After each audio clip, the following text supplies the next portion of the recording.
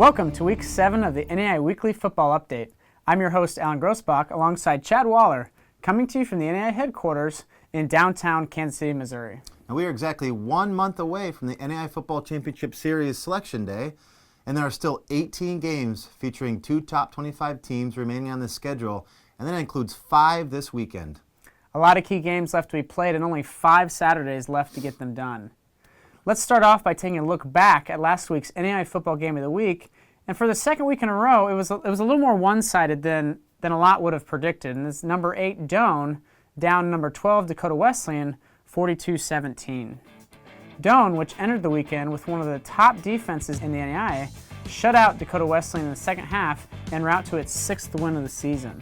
The Tigers' offense tallied 28 unanswered second-half points, including 21 in the third quarter alone. Offensively, running back Nate Meyer continues to prove why he's one of the top running backs in the NAIA. He raced for nearly 200 yards and 3 touchdowns, highlighted by a 51-yard scamper early in the second quarter to give Doane the early 14-3 lead. Quarterback Brandon Stewart was efficient, completing 12 of 19 passes for 117 yards and 2 scores for the Tigers. Now, despite the loss, Dakota Wesleyan quarterback Dylan Turner had a strong performance. He threw for more than 200 yards and 2 touchdowns, while also running for 46 yards on the ground.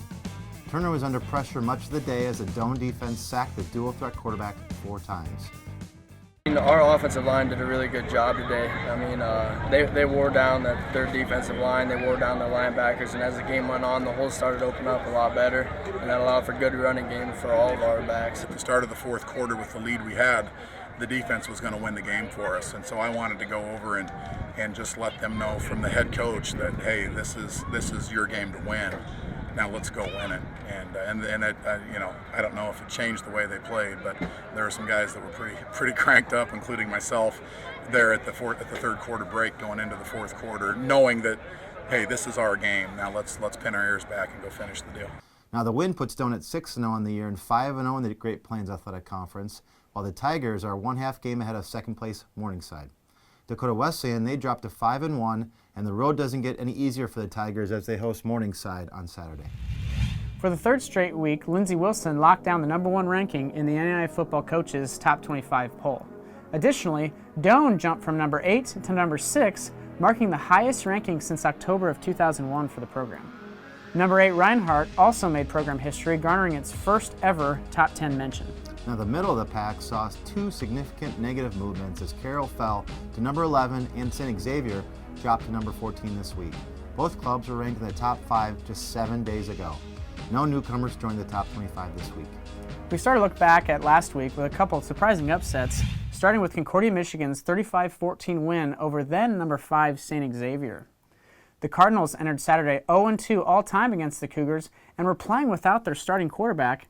However, none of that seemed to matter. Concordia scored 21 fourth-quarter points en route to the victory. Quarterback Tyler Fahler was huge for the Cardinals. He threw for 115 yards and 2 touchdowns, while also leading the team in rushing with 148 yards and 2 scores. Defensively, Nick Holshoe was all over the field for Concordia. He tallied a game-high 18 tackles and had one of the Cardinals' 2 interceptions in the game. Holshoe was named National Defensive Player of the Week for his performance, so congratulations to him.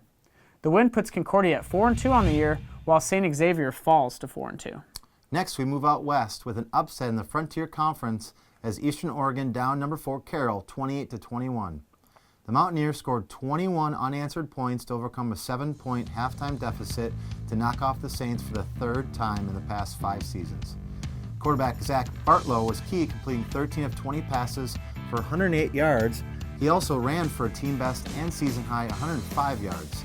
Bartlow also scored 2 touchdowns in the contest. Wide receiver Jace Billingsley also played well with more than 70 yards rushing on 19 carries. He also caught 8 balls out of the backfield for 23 yards. Now, the Mountaineer defense, they held Carroll under 300 yards of total offense for the 3rd time in the last 4 games on the year. They also forced 3 turnovers and sacked Saints quarterback Mac Roche 4 times. The result puts both teams at 3-2 in the year, 1 game behind conference leader in the Frontier Conference, Southern Oregon and Montana Tech. Last game we'll look at includes a top team that we haven't featured yet this season, and that's number 1 Lindsey. The Blue Raiders downed receiving votes Cumberland's Kentucky 41-19 last weekend, and this has made them improve to 5-0 on the year, which that ties a program record for most consecutive wins to open a season. First-year starting quarterback Dylan Beasley had arguably his best game of the season against the Patriots. The Bloomfield, Kentucky native threw for a season-high 306 yards and 5 touchdowns. Beasley also completed nearly 64% of his throws in the game. 8 different receivers tallied at least 2 catches for Lindsey Wilson. Carmetrick Ross led the team with 3 catches for 92 yards and 2 touchdowns, and that was highlighted by a 61-yard touchdown reception late in the second quarter. On defense, linebacker Michael Brooks led the Blue Raiders with 10 tackles, including a tackle for loss. Lindsey Wilson faces a tough test Saturday when they host number 18 Faulkner. Now, a couple of other notable scores over the weekend were number 2 Southern Oregon defeating number 16 Montana Western 37-30. Number 13 Reinhardt defeated number 10 Faulkner 55-27. And number 22 St. Francis, Illinois defeating number 23 St. Ambrose 25-10.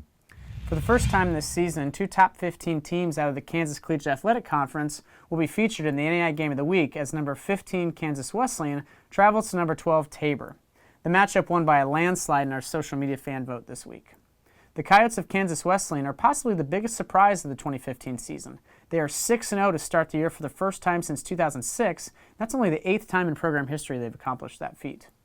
And one important note is this is coming off a 2014 season that saw them win just 2 games. Quarterback Jake Curran is the key for much of the success for Kansas Wesleyan. He ranks 2nd in the NAIA in total offense, 4th in total passing, and 6th in passing yards per game. Curran is completing 60% of his throws and has 18 touchdown passes to only 8 interceptions. As a unit, the Coyote offense is 3rd in total pass offense with more than 2,000 yards in 6 games and is averaging 39 points per contest. Defensively, Kansas Wesleyan likes to get after the opposing quarterback. They are number 2 in total sacks with 24.5, and with 4.5 coming from defensive lineman Christian McQueen. Linebacker Matt Myers is the team leader with 44 tackles, including a team-high 7.5 tackles for loss. Now looking at Tabor, they've won 4 straight since its Week 2 loss against Northwestern out of Iowa. The Blue Jays are really built around a tough defense. Tabor ranks them on the top 10 in 5 defensive categories, including 5th in rushing defense per game, 10th in scoring defense per game, and 10th in total defense per game. Dylan Delk is a team leader on defense as he paces the club with 42 tackles and 12.5 tackles for loss, while ranking 2nd on the team with 4 sacks. Evan Sprayberry is the team's sack leader with 5.5 from his defensive line position. Offensively, running back Joseph Donnell carries the load for Tabor. The Stockton, California native is 7th in the NAIA in rushing, averaging 122 yards per game. Donnell has gone over 100 yards 3 times this season and has scored at least 1 touchdown in 3 straight. Tabor has not lost to Kansas Wesleyan since the 2011 season. Much like last week, this game is an important one in the conference title race, as the winner will be in sole possession of first place with 4 weeks remaining. And like we mentioned earlier, we picked the National Game of the Week using a social media fan vote. Graphics will be posted on Facebook and Instagram no later than 6 p.m. Central Time on Monday evening, and that poll remains open until 10 a.m. Central Time on Tuesday. Lastly, I'd like to remind everyone about our weekly Periscope Q&A session. Please submit your questions to me through our NAI_news Twitter account or live during the broadcast. Well, that puts a wrap on this week's episode. I'm Alan Grossbach. And I'm Chad Waller. We'll see you next week.